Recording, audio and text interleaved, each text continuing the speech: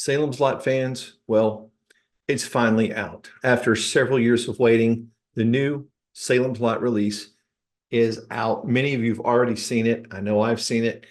And my friends in the Salem's Lot minority, Ben and Sam, have seen it also. Now, we'll have a little review coming up in the near future, but in this episode, we're actually going to hear from someone in the movie. We're going to be talking to Danielle Perry, who played the role of Marjorie Glick. And I'm so excited to get to talk to her. Well, let's get to it.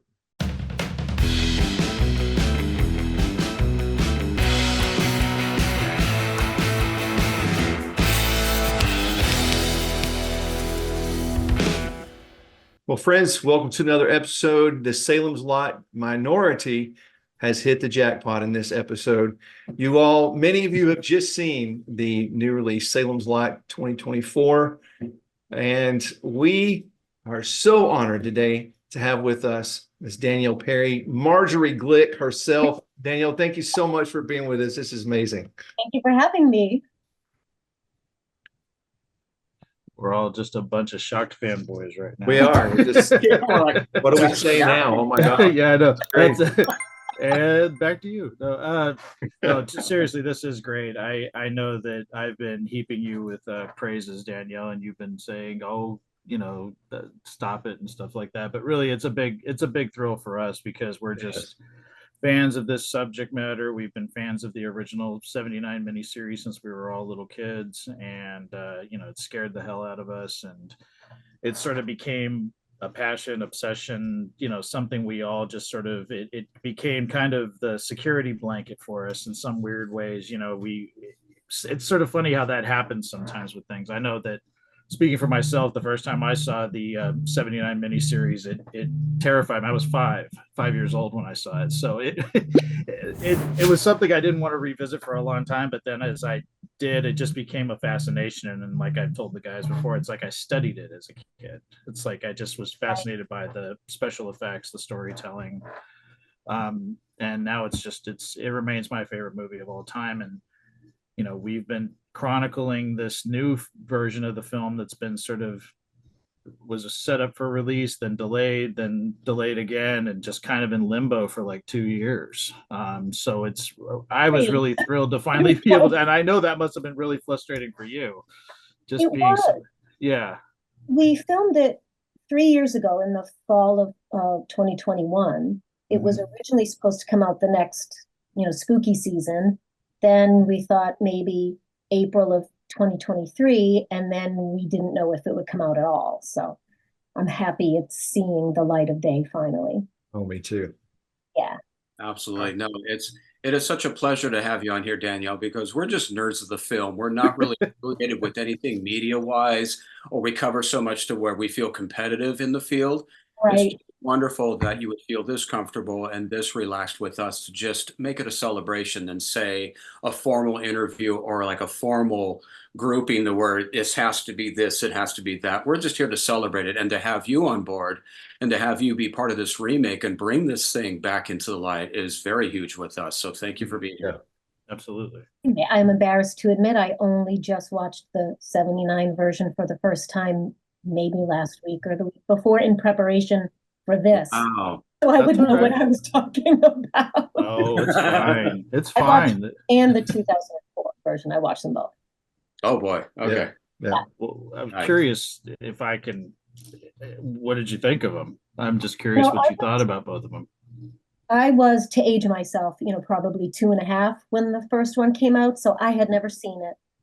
And I think I really understand what you mean about this sort of, even though the subject matter is dark, it's a nostalgic sort of comfort, blanket around you. I feel that about a lot of things from my childhood, and I see where a lot of people feel that way about the 79 version of it, for sure. Yeah.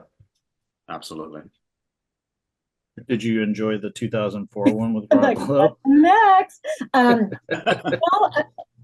I rewatched it recently too. So if you're looking at either one of them through the lens of the book, I think you're not going to find everything you want to find in either one, because they're so many characters. I was relieved when I watched them because of how many changes they had made from the book. I thought, okay, you know, so they can't get too mad at us for doing the same thing because you have. Right. But for the 2004 version, I guess the thing I think it fits better in the 70s because this story would go much differently with cell phones and the internet. You know, ways of researching these things, ways of fighting these things. You know, it makes more sense to me to take place in the 70s. But that's not to say anything against the people who worked on it. I love Rob Lowe. Oh yeah, I do too. It's funny going back and rewatching it recently myself because I remember when it aired and I, watched it, and I think for me is I felt like Rob Lowe was a little stiff in the role of Ben Mears, and I've seen him do dramatic and comedy, and I feel like he has some terrific, act. Yeah, he can be hilarious and he can be very serious. For me, I think the strength of the 2004 one is James Cromwell as Father Callahan. I think he brings. And Andre Brower, I love him. I mean, oh yeah, and I'm sad that he's gone. Yeah. Andre Brower was such a great actor. Yeah. But yeah, I think it was Father Callahan was good. I think that for me, the Nosferatu Barlow is what I just didn't feel like. I love Rucker Hauer, but that depiction of Barlow works, I think, better in the book than the movies, and that's why I said that I've liked what they did with the original and then what has been done with the new film, because it was almost like a hybrid of it. Yeah, that was definitely a nod to the 79 version because it isn't written that way. Stephen King did no. Yeah. I liked that, our Barlow got to say some stuff. Yeah, he was good.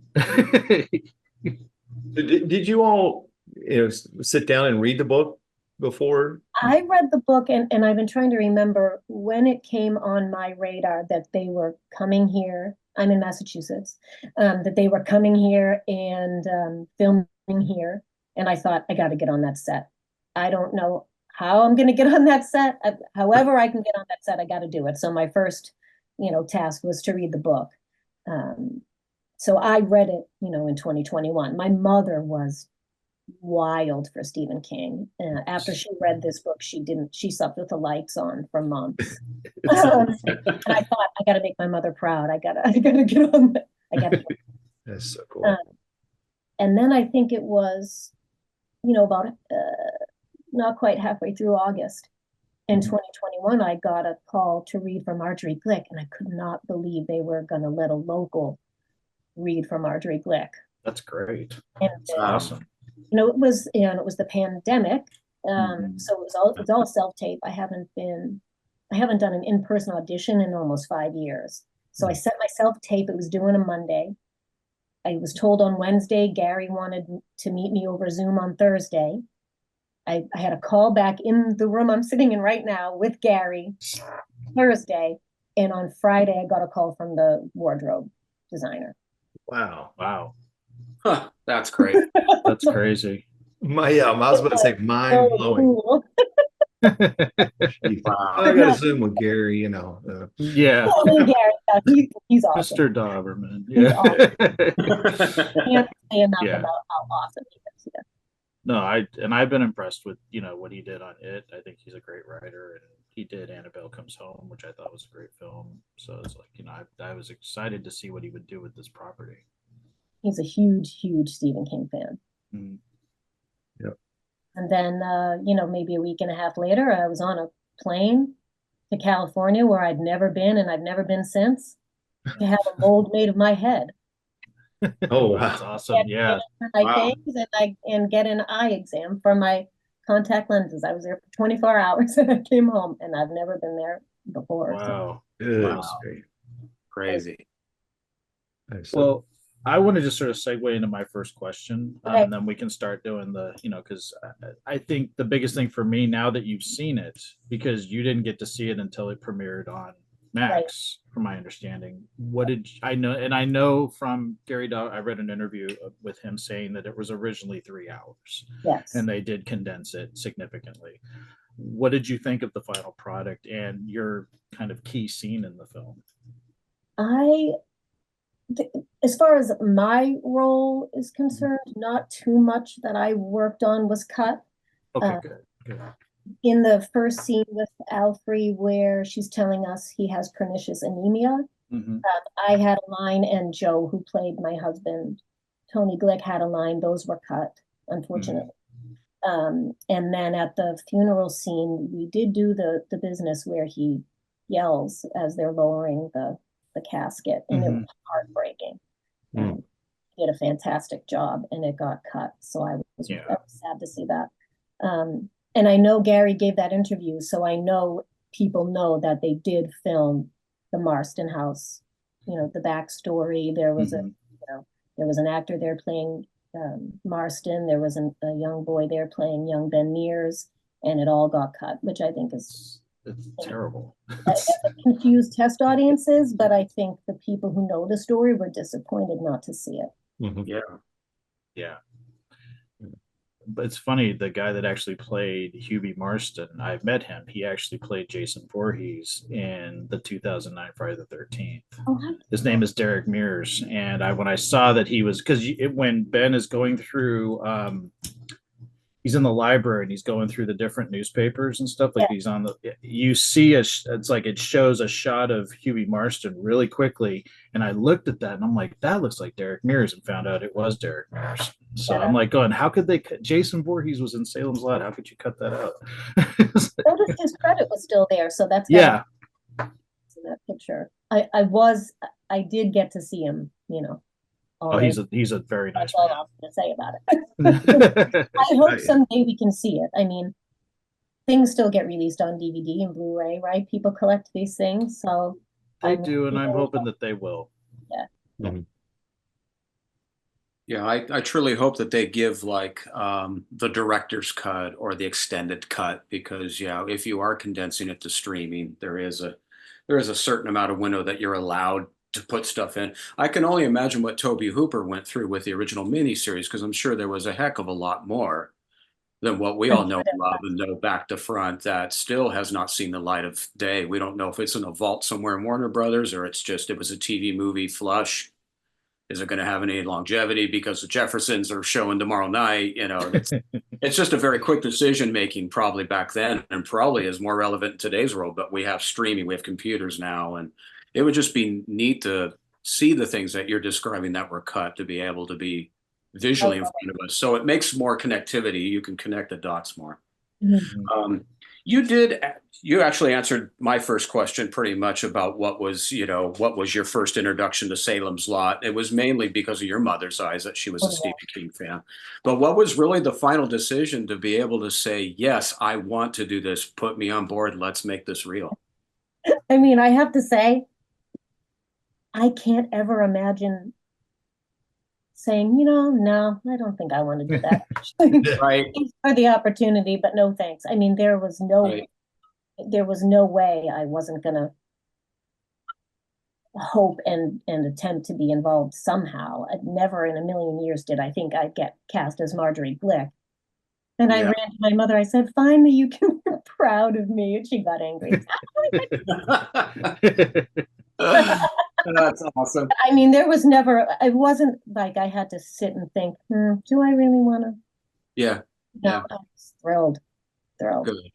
Good. Because the way that you portrayed her without really going back to the original miniseries was pretty accurate. I mean, the way you had the sheet on, I think the real effective part that I didn't even think to even give time of day of is when your slipper fell off. Oh, Yeah. I mean, that itself stopped the room cold, and it pivots to, hey, something is becoming a reality. And I thought that was really well done. And just the way that your body motions were and your expressions through the sheet. It was like watching Marjorie Glick. It was like actually watching who was actually Clarissa Kay, who was James Mason's wife, portray that. And don't know if you really meant to pay homage to her, but you really did channel into what her role is and what her actual physical mystique was to that. I hadn't seen it yet. I'm Wow. assuming that Gary's goal was to pay homage to that, but I hadn't seen it. I mean, I only saw it a couple of weeks ago. He was big on the the sheet being, you know, a bit see-through and the pulling of it, and so Yeah, Yeah, yeah. it's coming through. And it was effective. I mean, when I auditioned for it, the first audition I did, you know, the scene where the search party is coming back and I'm screaming for Ralphie.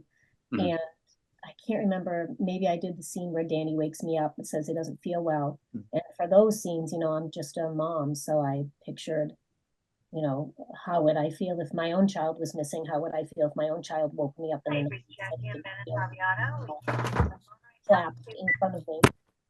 But you know, the callback, he was like, let's do the vampire scene. And I kicked everybody out of the house. I closed all the windows. I hoped that the neighbors wouldn't call the police. And I just screamed my head off and hoped I was doing it right.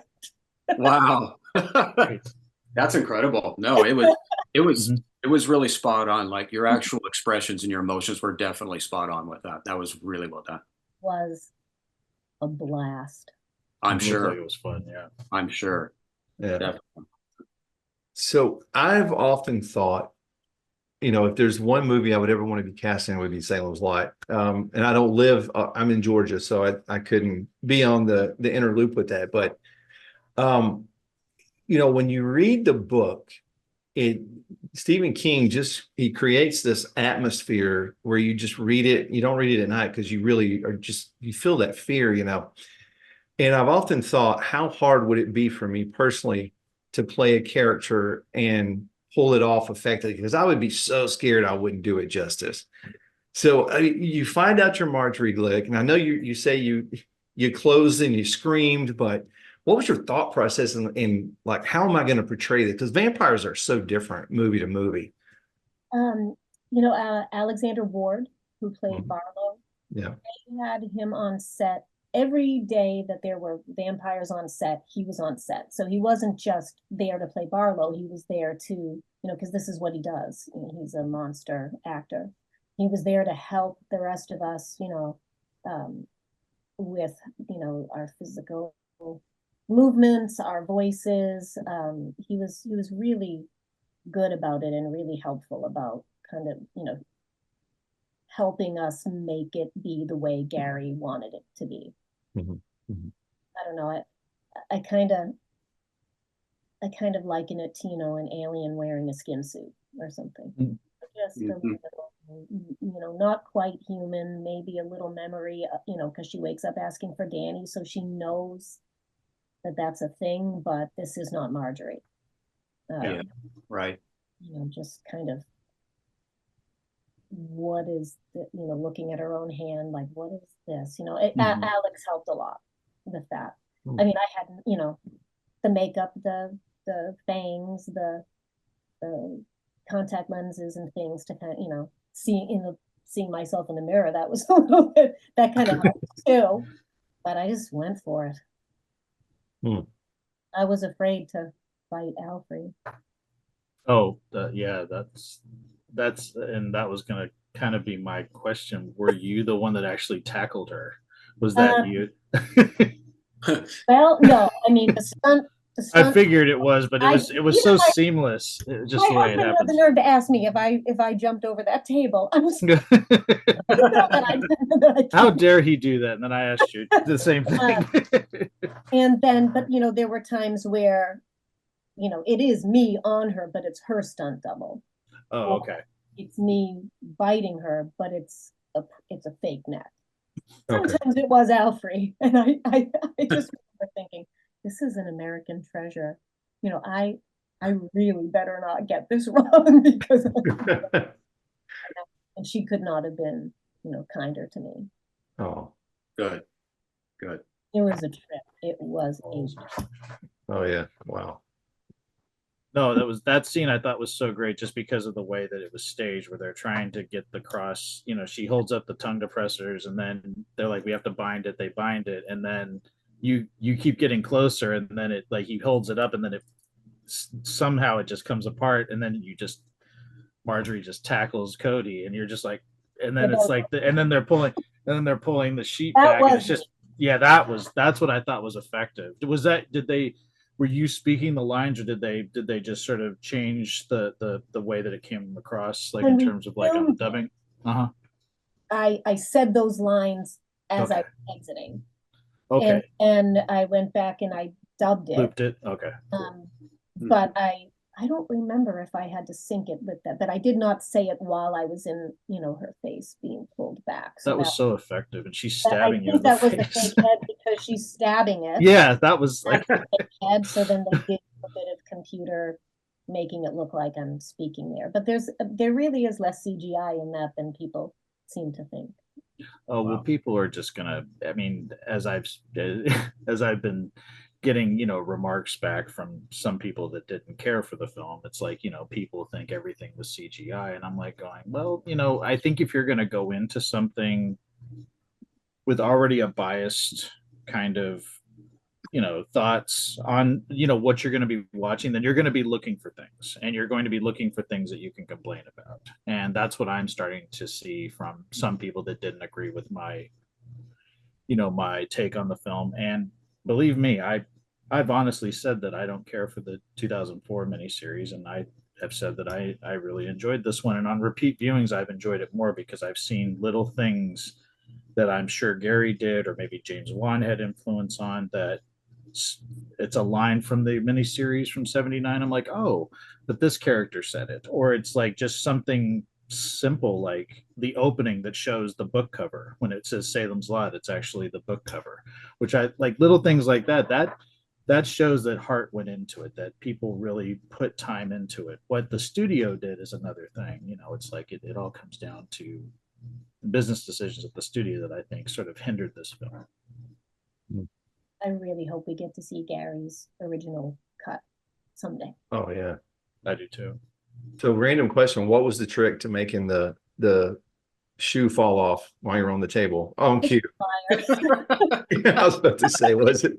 We tried to do it just me kicking it off, but my leg was moving too much. So they rigged it with some fishing wire. Yeah. Oh, funny. Wow. Little things like that interest me. I don't know why. So, Yeah, no, I was the same way. Like, that was really effective. How did that happen? Did it just come off your foot, or yeah, like you said, string pulled right off? yeah, I've been on The Walking Dead That's several right. episodes, and I've watched everything they do, from making blood spurt to I just stand there and watch them. Like, how do you do that? Maybe it's pretty cool. So I'm just curious, Danielle, that when we lost Lance Kerwin and we lost David Soul, that hit us hard as fans. That was not just another passing that we had to comprehend with. It's something that really struck a chord with us, because in our Salem's Lot group, we always thought that him and Lance were the heroes, or the glue that held the movie together, or at least the miniseries. Was there any talk on set, or was there any reminiscent or any kind of statement from anybody of the cast to pay some kind of homage in the film somehow to them as actors with the original series? Or was it just kind of discussed a little bit and then you guys just press forward with your schedules? I'm just kind of curious if you guys grouped around and kind of reflected on that moment. I don't remember speaking of it, and we filmed it 3 years ago. Yeah.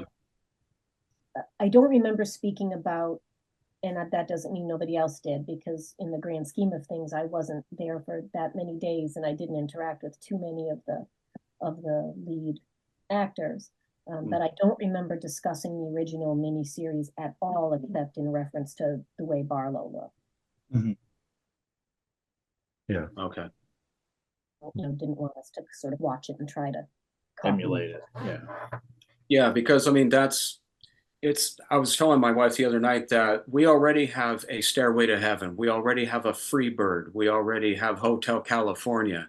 And when you have those iconic statements in music history, much less film industries, what is that line of not replicating, not duplicating, but paying homage to where you're not stealing or you're not going so off course to where there's this gray area? And I think that's really got to be difficult to get that center just right, so you don't have critics at your door knocking, wondering why this or that wasn't replicated. I'm just curious, as an actress, of where's that bubble that you can just put about right and be okay with it and not have to go cut and then guesswork or backpedal and go, could I've done that differently? Do you think that could have been at a different angle? You know? I wish I had a better answer. I'm trying to think of other things. I mean, I know they wanted to get that window scene right. Oh yeah, Mhm. Yeah. which I think they did a great job on. You know, and again, those kids were on harnesses. They weren't, you know, it wasn't CGI. They were riding around, a lot of stunt rehearsals for them. Yeah, it was a big deal to get that right. Well, I think the movie, and I think the guys will get together and talk about the movie as a whole at some point. But I was really, really hoping that it would capture that atmosphere, just that certain feeling, and I really do think that the scenes were done well. And your scene was the one that and the window scene. Those were the ones that I was like, okay, I really need to see how they did this. And I gotta say, you really pulled it off. You did a great job. Absolutely. Yep. Mm-hmm. Wild ride. And Are I was you- there for 3 whole days doing that, and they had even more because after I disappear, they've got some more business to do. So I did 3 full days on that set, and it was awesome. Oh, I'm sure. And it was creepy.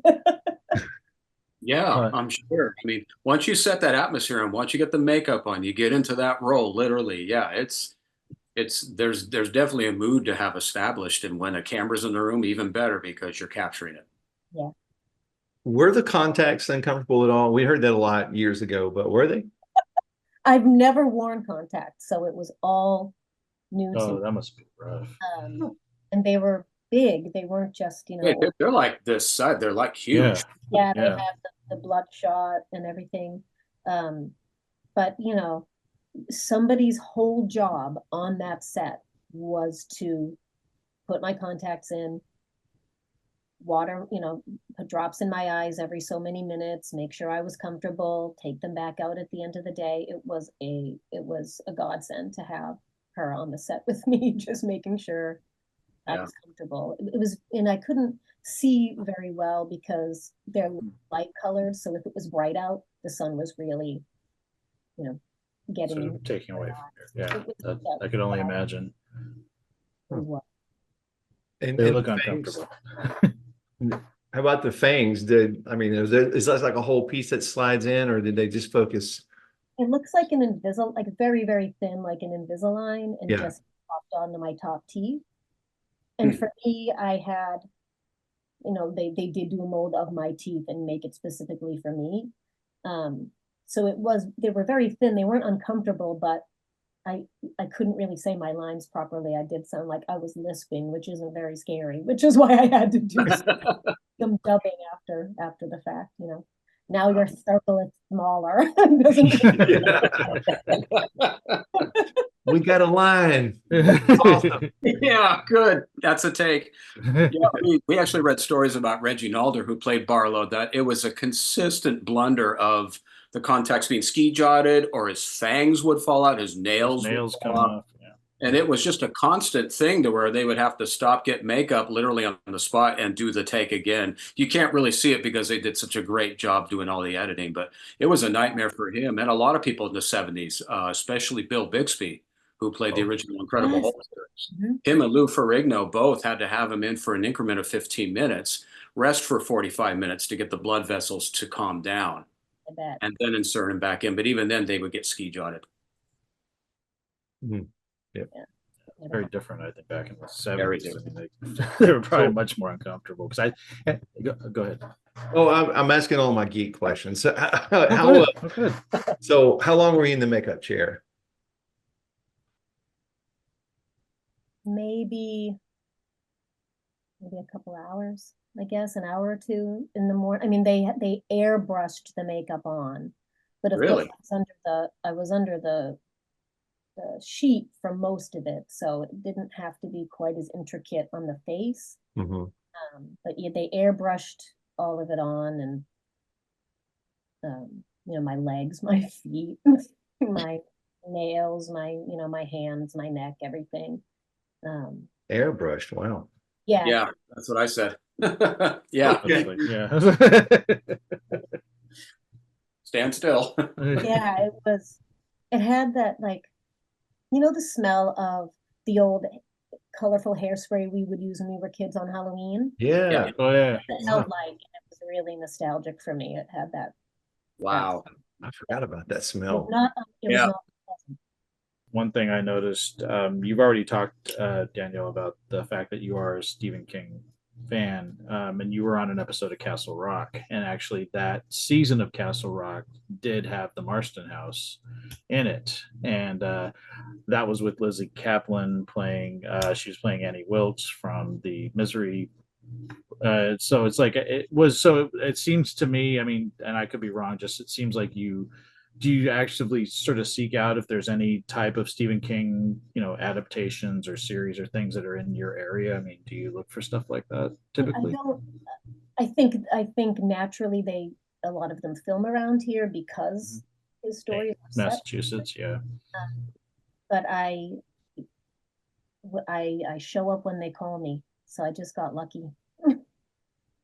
Yeah, no, and that was like I thought the best season of the show, and I was surprised they didn't renew it for a third I because it thought was let's get a third season, and I know they like to keep hiring the same people. I know they like to hire people who've worked on other Stephen King projects, so maybe they'll oh get. no, it's like it was a good season, and it's like and I thought it really flowed better. The first season was again I've only seen them both once, but I do remember liking the second season better just because it had Marston House in it, Salem's Lot. I'm like going, okay, this is great. And, I just thought it had a better flow and a better story to it, and it was creepier. But yeah, I was shocked. I was like, that's so awesome you were in that. And then you were also on Dexter, which I thought was really Yes, cool. that was awesome too. The new blood. I Yeah, just shocked they're actually doing another season of Dexter. I just found yes. out. They're Yeah. doing a prequel, and And the a sequel to the new blood. Jack Alcott, who played his son, is getting a like a special. Wow. Yeah, he's a hell of an actor. Yeah, I actually really liked that season. That's that revival of the series because it was just I'm a huge Michael C. Hall fan. I just thought it was a great pickup from where they left off. But yeah, I was really excited when I saw your filmography. I'm like, oh, she's been in all kinds of awesome things, including Salem's Lot. So I wanted to ask you, when you got to set, I know you were saying that you got some help from Alexander Ward, but up front, did Gary or anybody come up and say, like, this is the style of vampire I'm looking for, and did he give any initial thoughts as to how to speak or move or anything, or was that pretty much all just Alex coming in there? It was both of them, and I remember. You know what? I take back what I said before because I do remember I did do. I can't remember the callback or the original audition, but I did do the whole Danny, where are you? Answer Oh me, wow. kind of waking up board thing. And whatever I did with my voice, it sounded a bit creaky and a bit weird just in the audition. And Gary had said, I don't know how you came up with it, but that's we like that. So try to do more of that. Just again, just thinking about sort of this alien being waking up in this body and trying to figure out how to be in this vessel that, maybe having some residual memories of this Danny, or, Mm-hmm. just kind of waking up and, Mhm. I don't know. I always picture, Vincent D'Onofrio from, what's that? It's not, it's Men in Black. When he's like the alien in the and I think I remember I did say that to Alexander Ward, and he was like, "Well, not so comedy, but yeah, Right. Yeah. That's actually good because it was the whole alien in the body yeah, thing where yeah, it's like an alien in a skin suit that used to be yes." a person. Yeah. That's how I was thinking of it, but obviously not so slapstick. That's a good way to look at Yeah. it because you keep and it's like I kind of thought about that when you were saying, like this, you have maybe some at that point you have some memories of who Marjorie was, but at the same time you're now this new incarnation of this person and you're kind of just sort of figuring out what's going on and where you are and things like that. I think that's a good way to look at it, actually. Yeah, I actually thought you took it to another panic-stricken level that I think Clarissa Kay didn't quite get to. I mean, she got to a couple spots when they're in the hospital, and obviously Bill Norton is saying, we need to keep him here for more tests. And she's starting to turn inward of like, what tests?